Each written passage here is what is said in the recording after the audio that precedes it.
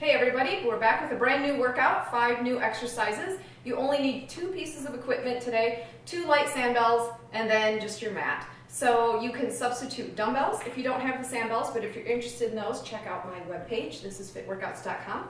We're going to learn the exercises. The first one is a plank walk, and we're going to take that up a notch. Basically going to do the bottom part of a burpee. Let's go this way.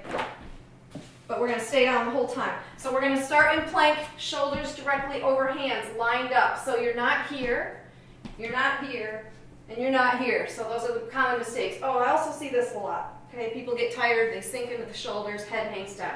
So square it all up, use those core muscles, a good plank. Walk 2 to the side, hand and foot move at the same time.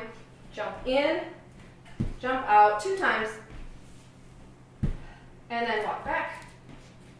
That's the whole move. Soft landing there, hug those knees up into the chest. So that takes a strong core because you need to lift so that you can crunch that in. But that one's tough, I admit. I'm going to be tired during that one.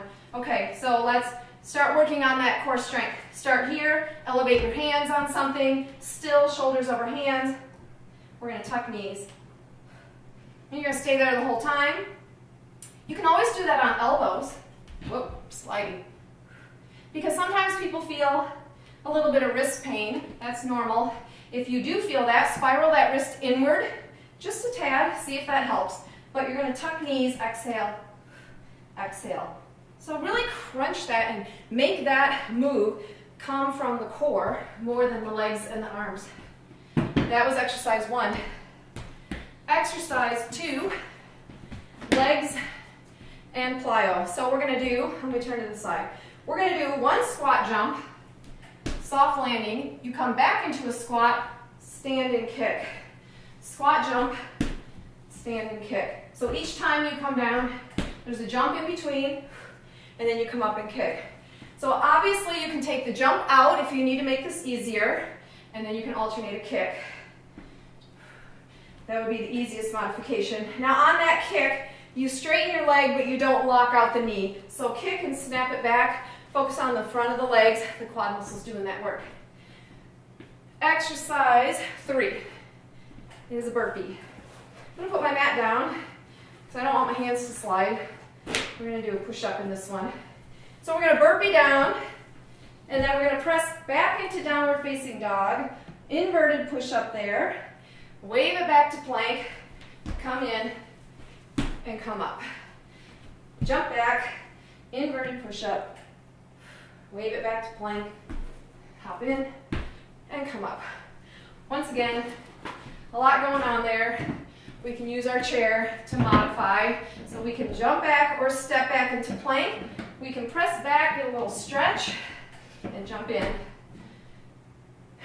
The thing is, we're doing this at home, and so my chair is a little higher than I might like for a modification. That's why using the bottom step might be really good. If you got anything that's about this high off the floor, that would be a fantastic height. But obviously, the higher that chair is, the easier it'll be. So you can find your spot on that. Reverse abs. We're going to add a little weight to our abdominal movement here. I just learned this through the Sandbell Company. They've got a couple videos, and I've gotten some cool ideas from them. And so we're going to tuck that sandbell behind the legs, and I find I can't keep it there, it slides, so I'm going to pinch it in between my legs. I'm going to do a reverse hip lift, control that down, and then dip. Reverse, control it down. Now I already have a shake, so these are tricky. The challenge is to lift and lower. It's not a lift and a release. So that's the hard part. You're reaching your tailbone for the ceiling. And then when I do this part, I'm trying not to let my back arch. So my spine is frozen here. That's where the work comes in. If you want to make that harder, flip your hands, because then you can't use your hands quite as much. Making that easier, drop the weight. All you do is hug those knees in really tight, just lift that tailbone a couple inches, and then you can dip both toes or even just one. Tuck it in.